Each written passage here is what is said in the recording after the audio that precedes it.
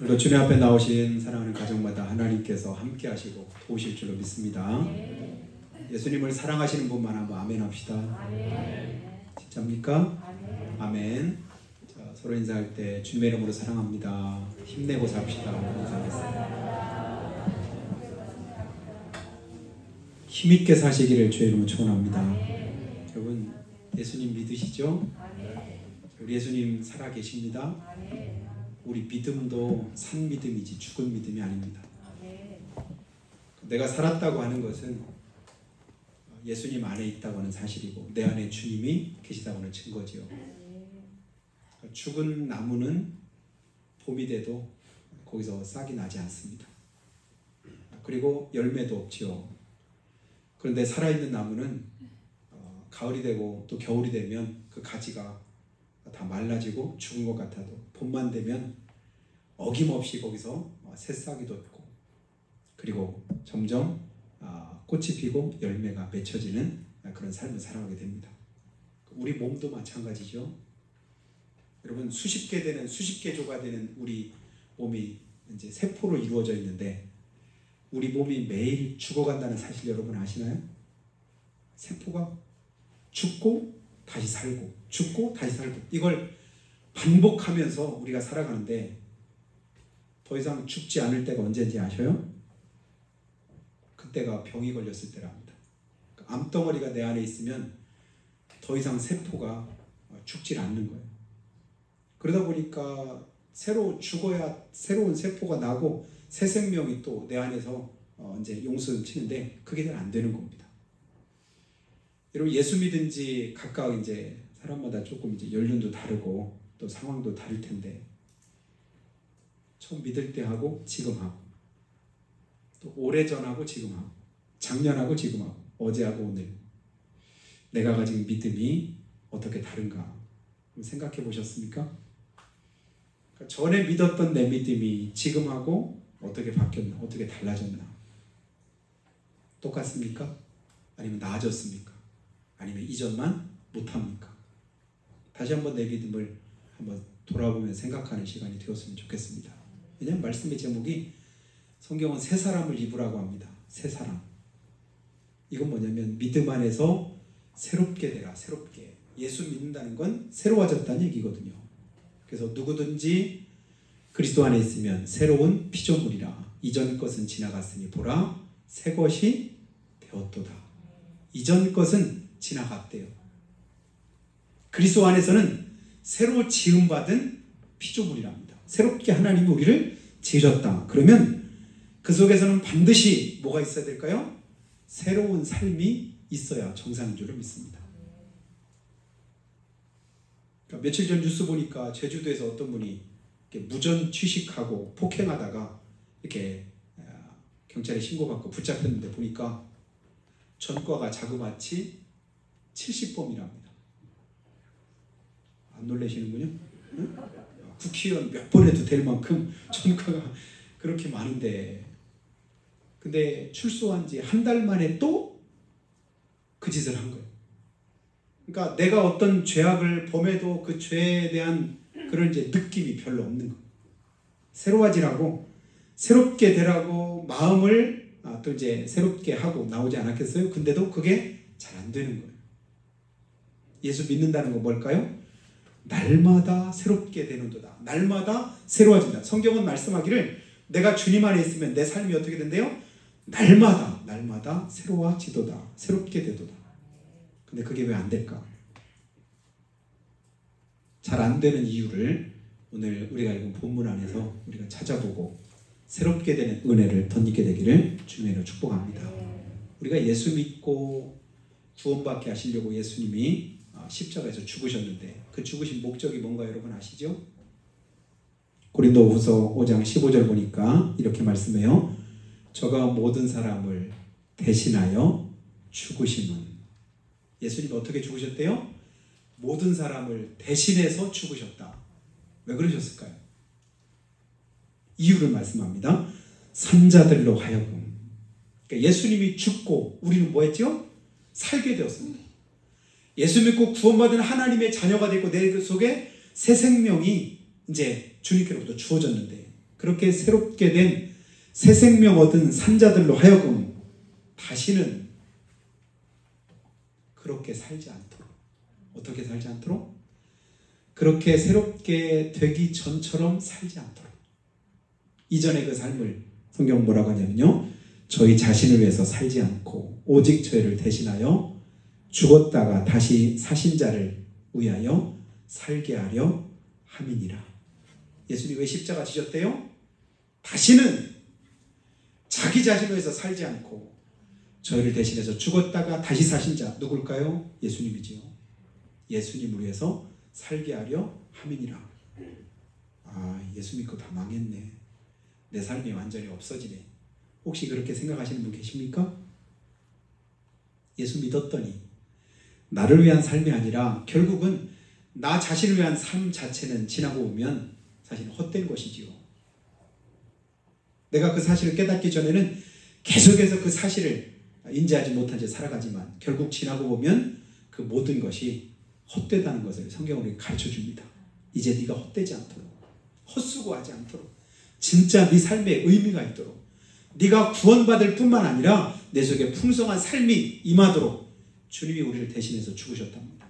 그 목적을 요한복음 10장 10절에서 분명하게 우리에게 가르쳐 주셨지요. 도둑이 오는 것은 도둑질하고 죽이고 멸망시키려는 것뿐이요, 내가 온 것은 두 가지 말씀하죠.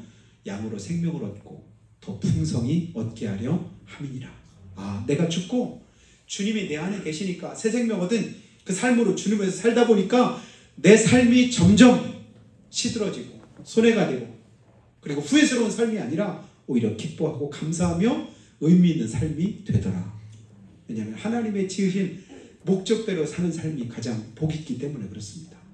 아, 주님을 위한 삶으로 나를 주님이 바꾸어 가시는구나. 어느 때요? 주님 안에 거할 때.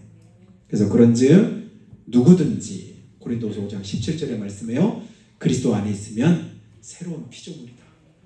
저 여러분이 새로운 피조물이 된 줄로 믿습니다.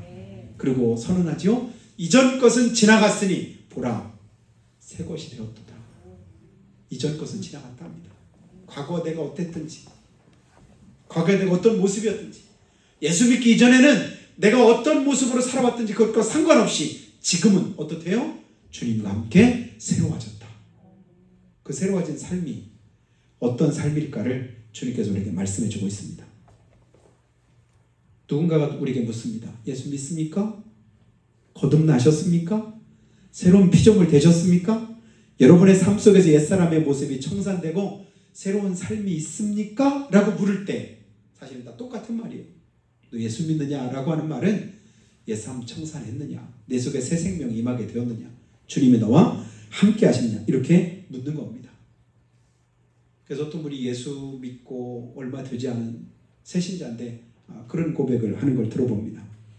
예수 믿기 이전에 내 삶이 얼마나 짜증스럽고 자꾸만 내 삶에 그냥 피곤하고 또 힘들고 원망스럽고 불평스럽고 모든 것을 다 부정적으로 이렇게 바라보고 그랬었는데 예수님 믿고 나니까 이상하게 그런 부분들이 하나씩 사라지는 것 같아요.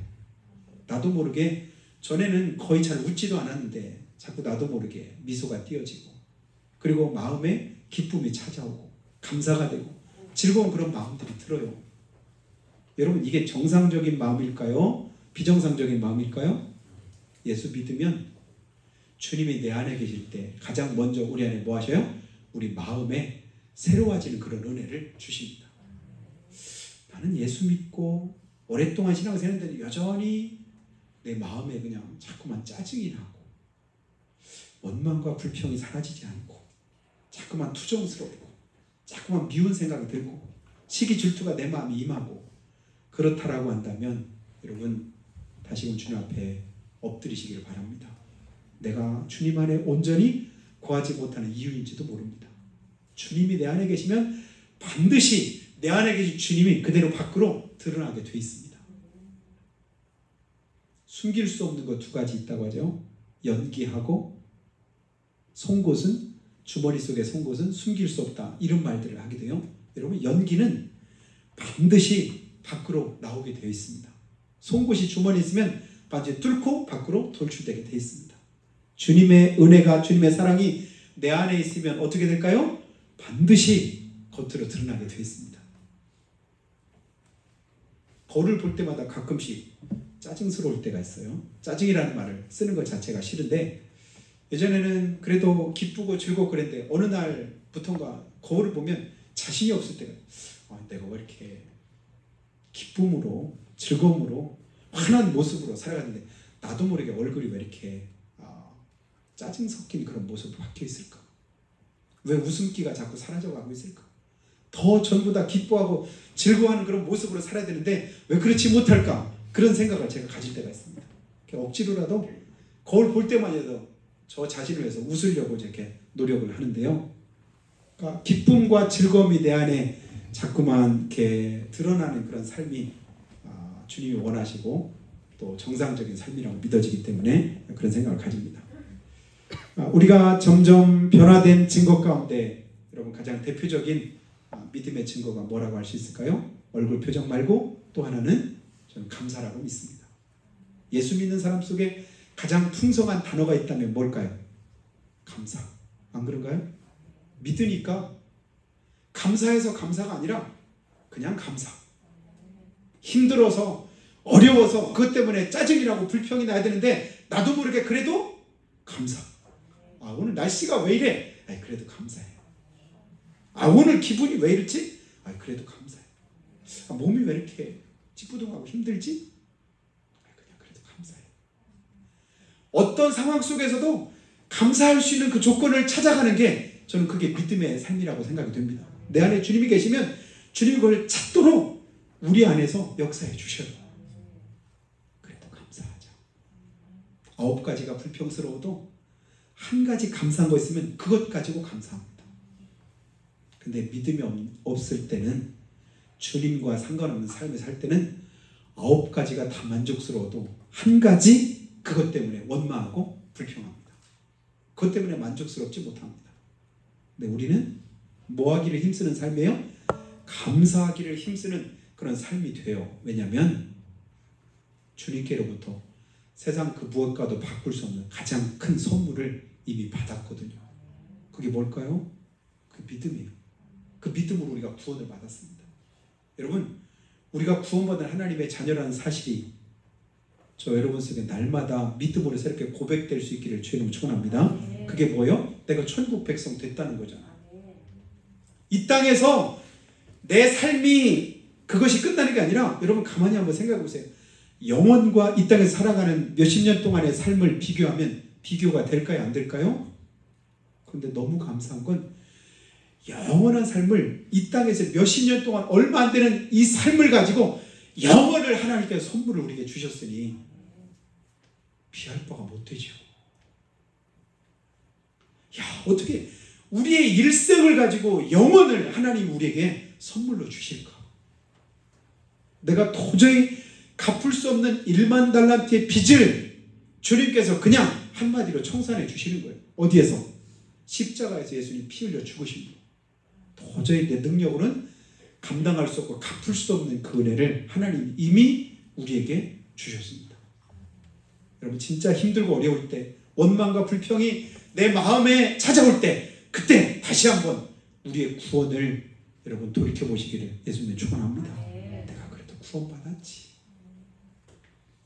세상 거 다 잃어버렸어도 내 안에 구원의 은혜가 있지. 하나님이 내게 이것을 선물로 주셨지. 맞아.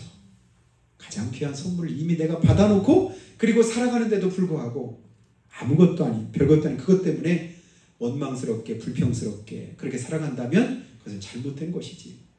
혹여 내가 구원의 가치를 깨닫지 못하는 까닭은 아닌가? 다시 한번 생각해 봅니다. 그래서 오늘 말씀에서 내가 믿고 구원받은 하나님의 자녀인가 아닌가 분별할 수 있는 3가지를 오늘 우리에게 말씀하는데요.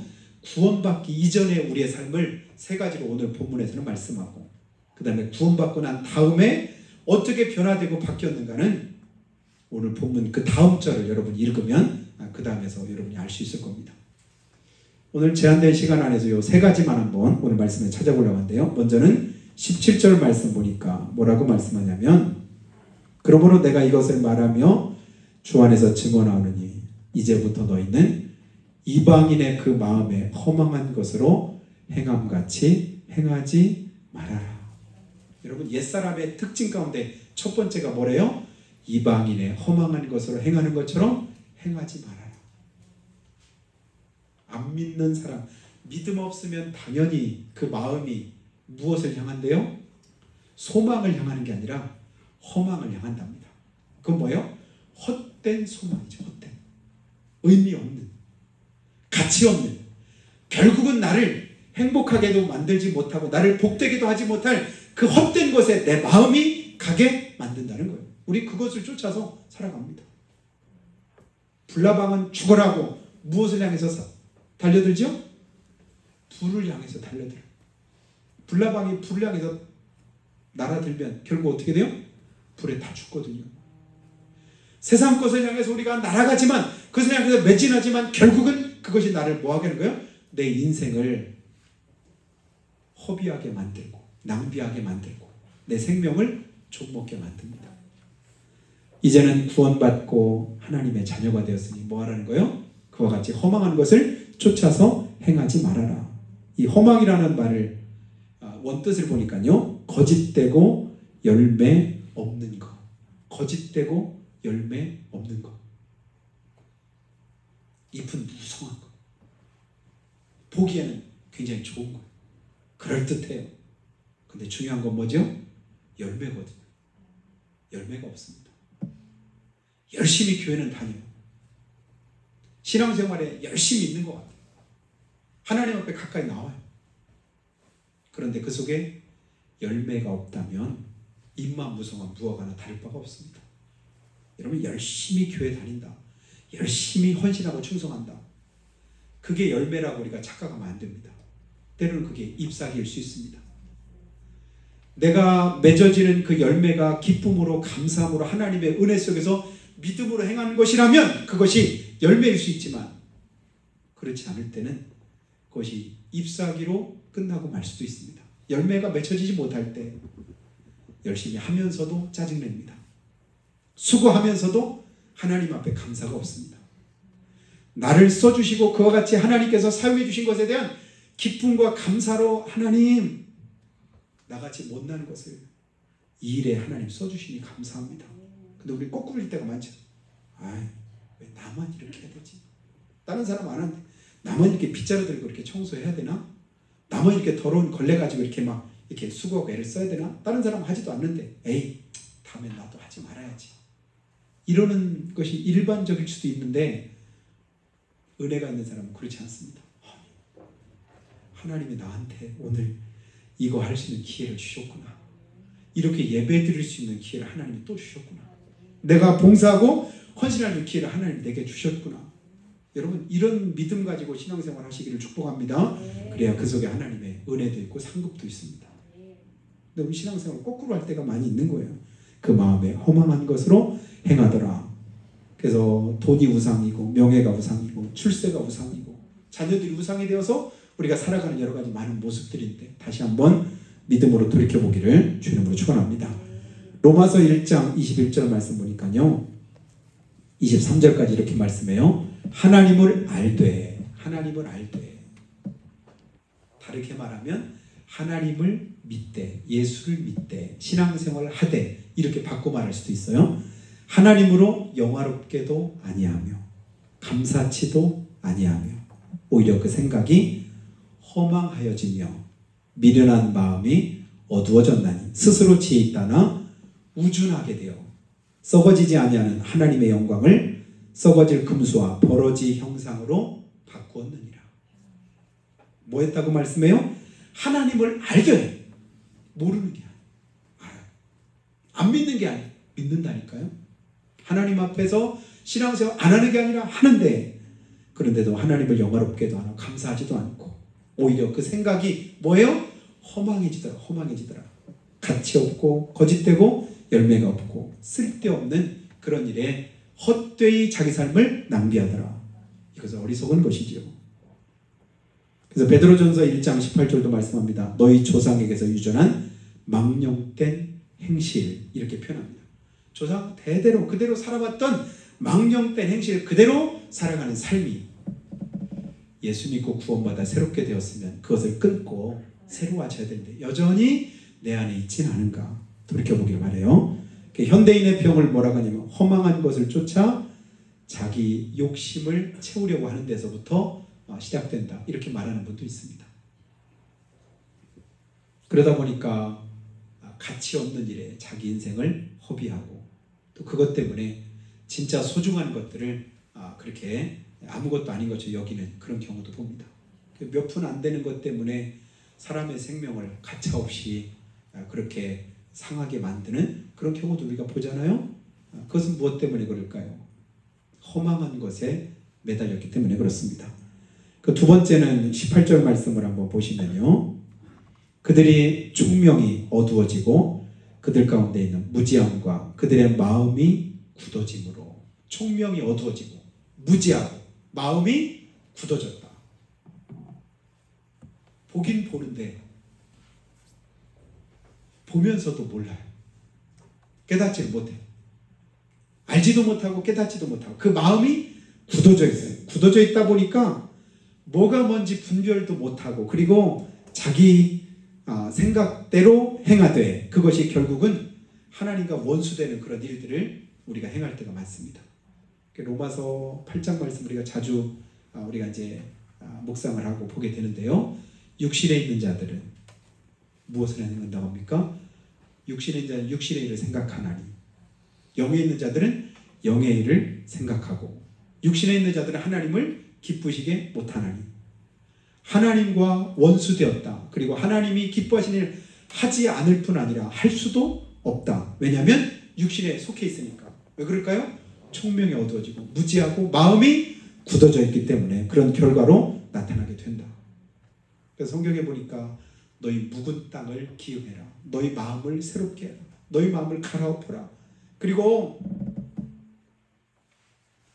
우리 마음을 계속해서 하나님 앞에서 찢으라고 성경은 그렇게 말씀을 하죠. 이유가 뭘까요? 굳어진 그것 가지고는 하나님의 은혜가 우리 안에 임하지 못하기 때문에 그렇습니다. 아무리 말씀을 들어도 그 말씀이 깨달아지지 않습니다. 은혜가 되지 않습니다. 그 말씀대로 내가 삶을 바꾸지 않습니다. 그럴 때 다시 한번 내가 주님 은혜 가운데 온전히 거하지 못하고 있다는 사실을 깨닫는 은혜를 주님이 주시기를 축복합니다. 그 세 번째는 19절 말씀 다시 보시면요. 그들이 감각 없는 자가 되어 자신을 방탕에 방임하여 모든 더러운 것을 욕심으로 행하되 뭐가 없대요? 감각이 없는 거. 감각이 느낌이 없어. 찔려도 아픈 줄 모르고 상해도 그것 때문에 고통을 느끼지 못한다. 문제지요. 하나님께서 우리에게 아픔을 왜 주셨을까요? 아픈 것 통해서 어디가 문제이고 어디가 어떻게 잘못됐는가를 알게 하시려고. 근데 오늘날 무서운 질병은 대부분 뭐냐면 감각이 느껴지지 않는 거예요. 그래서 감각이 느껴질 때쯤 되면 그게 이미 내 힘으로 어찌할 수 없는 그런 상황으로 그렇게 악화되는 그런 경우들을 보게 됩니다. 우리 영적인 상태도 마찬가지예요. 두근두근거리고 뭔가 내 마음에 자꾸만 찔림이 있고 하나님의 은혜 가운데 내가 살지 못하는 것에 대한 자책이 느껴질 때 그때가 바로 은혜의 때인 줄 믿습니다. 그런데 은혜에서 멀어지다 보니까 어떻게 해요? 괜찮아. 뭐 하나님 말씀대로 안 살아도 괜찮고 하나님 뜻대로 순종하지 않아도 괜찮고 그냥 하나님과 상관없이 그냥 살아가는 삶이 돼도 별로 느낌이 없다. 영적으로 심각한 내가 질병에 걸렸다고 여러분 생각하시기를 축복합니다. 그래야 다시금 돌이킬 수 있는 기회가 주어지는데 괜찮아. 그것에 대한 안타까움을 주님 말씀합니다. 마음이 굳어져서 양심의 가책도 느끼지 못하고 그리고 잘못된 것인지도 모르고 그것을 오늘날 심각하게 우리에게 말하는 게 뭐냐면 사이코패스라고 하는 말을 우리가 가끔 듣게 됩니다. 죄책이 없어요. 잘못했는데도 잘못이 뭔지를 몰라요. 부끄러움조차도 몰라요. 그래서 잘못 짓고 그랬음에도 불구하고 부끄러움을 오히려 그냥 잘한 것처럼 큰 소리치고 드러내는 그런 모습들을 보는데 결국 그렇다 보니까 나타나는 모습이 뭐냐면 자신을 방탕에 방임하고 모든 더러운 것을 자기 욕심대로 행하게 되더라. 아무렇게나 그냥 자기 삶을 낭비하는 거예요. 죄 가운데 그냥 버려두는 거예요. 결국 자기 마음이 상하고 죄 가운데 임함으로 인해서 결과가 어떻게 될 것인가에 대해서도 별로 깨닫지를 못합니다. 로마서 1장 24절 이하에 보니까 하나님께서 저희를 마음의 정욕대로 더러움에 내버려 두사 저희 몸을 서로 욕되게 하셨으니, 내버려 두시다 보니까 저희 욕심대로 행하게 되고 하나님께 저희를 부끄러운 욕심에 내버려 두셨으니 저희가 마음에 하나님 두기를 싫어하며 그 상실한 마음대로 내버려 두사 합당치 못한 일을 하게 하셨으니, 가책이 느껴지고 마음에 두근거림이 있고, 여러분 그럴 때가 하나님께서 나를 사랑하실 때인 줄로 믿으시기를 축복합니다. 다윗이 범죄하고 난 이후에 한참 동안 그런 느낌을 가지지 못했었습니다. 근데 나단 선지자를 통해서 하나님이 그를 책망할 때 그 속에 깨달아졌습니다. 그러면서 그가 했던 기도 가운데 이런 기도가 있습니다. 하나님, 내 마음에 자원하는 심령을 주세요. 하나님, 다시 한번 하나님 앞에서 내가 느껴질 수 있도록, 내 스스로 하나님 앞에 내가 신앙생활을 바로 할 수 있는 그런 마음이 생겨나도록 나를 도와주세요.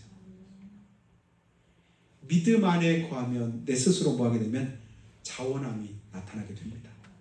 예배 자리에 나오게 되고 헌신하게 되고 충성하게 되고 사랑하게 되고 섬기게 되고 누군가를 더 위하는 그런 마음들이 나도 모르게 생겨나게 돼요. 근데 그 마음이 굳어질 때는 어떻게 될까요?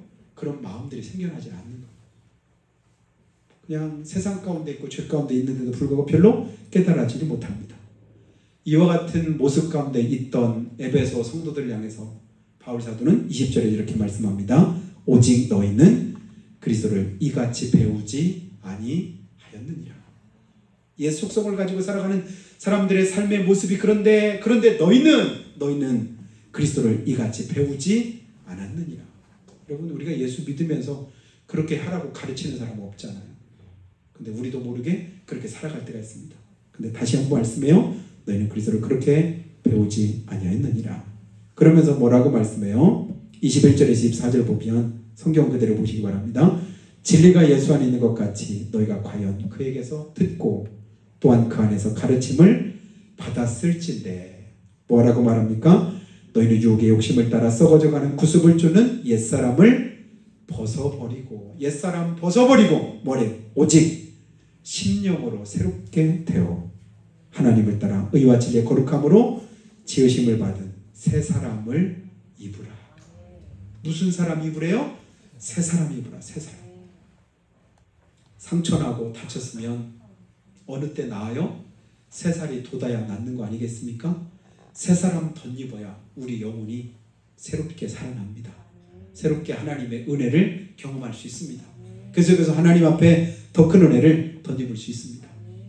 그것에 대한 구체적인 그런 말씀들을 그 다음 여러분 25절 이하에서 우리에게 가르쳐 주는데, 집에서 한번 여러분 다시 한번 읽어보면 좋겠습니다. 잠깐 소개하면, 분을 내도 죄를 짓지 말고 마귀에게 틈을 주지 말고 도둑질하던 자기 도둑질하지 말고, 그리고 더러운 말은 입 밖에도 내지 말고 하나님의 성령을 근심하게 하지 말아라. 뭘 하고 뭘 하지 말아야 될 것인가를 아마 여러 가지로 말인데 그 부분만 우리가 생각하며 살아도 얼마든지 믿음 안에 관한 그런 삶을 살 수 있다고 여겨집니다. 썩어져가는 구습, 그거 다 버려라. 이전의 모든 삶을 다 주님 앞에 내려놓아라. 그리고 우리에게 말씀하죠. 누구든지 그리스도 안에 있으면 새로운 피조물이니 이전 것은 지나갔으니 보라 새 것이 되었도다. 어제까지의 삶, 예배드리기 전까지 내 삶이 어땠든지 이 시간 주님 앞에 내려놓고 새롭게 된 삶으로 이번 한 주간을 승리하시고 하나님 앞에서 믿음으로 영광들 이렇게 한 축복이 있기를 주의 이름으로 축원합니다. 그래서 한번 기도할 때요. 하나님, 우리 믿음의 사람들은 심령이 새롭게 되고 또 성령으로 마음을 새롭게 하여 의와 진리의 거룩함으로 지으심받은 하나님의 형상 닮은 새 사람의 모습을 가져야 될 것 주님께서 말씀했습니다. 세상으로부터 구별된 하나님께로 속한 새롭고 성결한 삶을 주님께서 우리에게 요구하고 계심을 우리가 믿습니다. 예수 믿으면서도 여전히 죄와 정욕에 매인 채로 노예처럼 살아가고 있는 그런 삶은 아닌지 돌이켜보게 하시고, 주님이 뭐라고 말씀하셨는지 그와는 상관없이 세상 방식대로 변하는 대로 시대 흐름에 맞게 살면 된다고 생각하는 그런 모습은 아닌지 다시 한번 우리 자신을 주님의 말씀 앞에 대입해 봅니다. 예수님 때문에 새 생명 얻고 하나님의 자녀로 거듭난 우리의 삶이 아직도 여전히 썩어져가는 구습을 쫓는 옛사람의 모습, 죄인의 삶을 가지고 있다고 한다면 이 시간 하나님의 자녀로서 합당한 삶을 새롭게 우리가 회복할 수 있기를 원합니다. 주여, 우리를 도와주시옵소서. 붙들어 주시옵소서. 성령께서 우리 안에서 역사하셔서 하나님의 기뻐하시는 뜻대로 쓰임받도록 은혜 주시라고 한 목소리로 고백하고 기도하겠습니다. 아버지 하나님, 은혜와 사랑을 감사합니다. 주님 앞에서 믿음